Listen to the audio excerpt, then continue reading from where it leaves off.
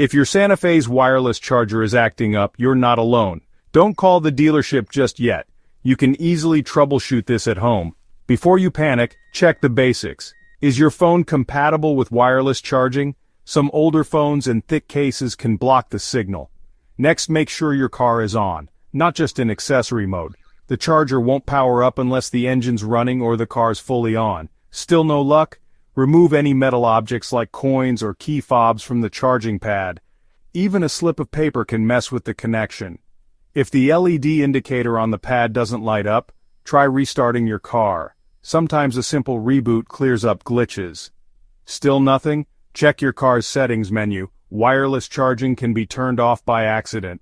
Turn it back on if needed. If you see blinking lights or an error, your charger might be overheating. Let it cool down and try again. If all else fails, it could be a fuse issue or a hardware fault. That's when it's time to visit your dealer. Remember, most problems are easy fixes you can do yourself. Save time and skip the stress. Try these steps first.